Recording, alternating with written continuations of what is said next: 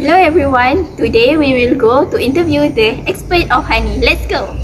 Assalamualaikum. May I know your name and a bit of your background, sir? My name is Muhammad Faiz bin Razali and I'm currently a PhD student at University Tun Hussein Al Malaysia. Can you explain a little bit about your PhD and how does it relate to honey? My PhD project revolves around non-thermal processing of kulit honey. In particular, I am studying the high pressure processing for kulit honey. Another question, can you please explain how to test the authenticity of honey? Honey authentication is actually a different field of study than mine, so I do not have an in-depth knowledge about it, but I have come across a few of studies that dealing with it. So basically, there are two approach that people do in lab to determine the authenticity of honey. First is to study the geographical and also the botanical origin by studying the pollen.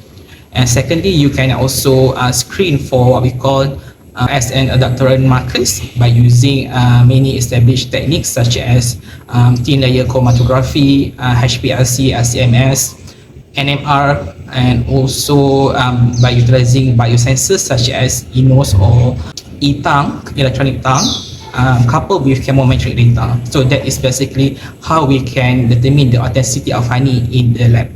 Tell me about the component in HPLC. What type of column that you use?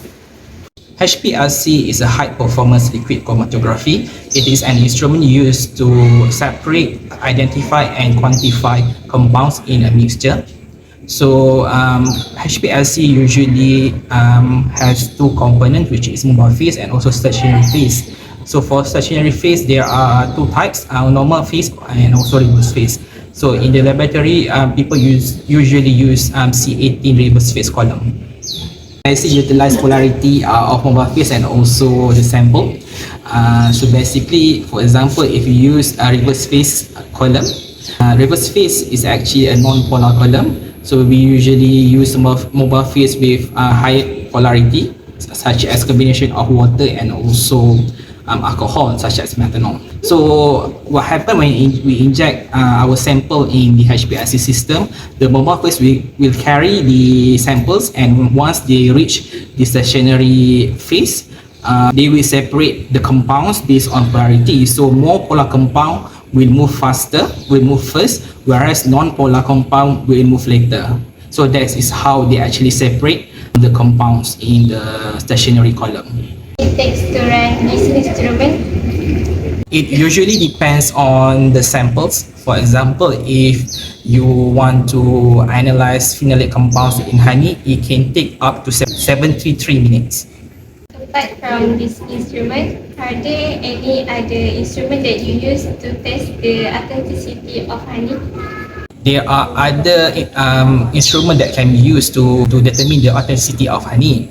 Example of a rapid method to actually determine the authenticity is by using FTIR, where you determine the functional group and also you compare the IR spectra.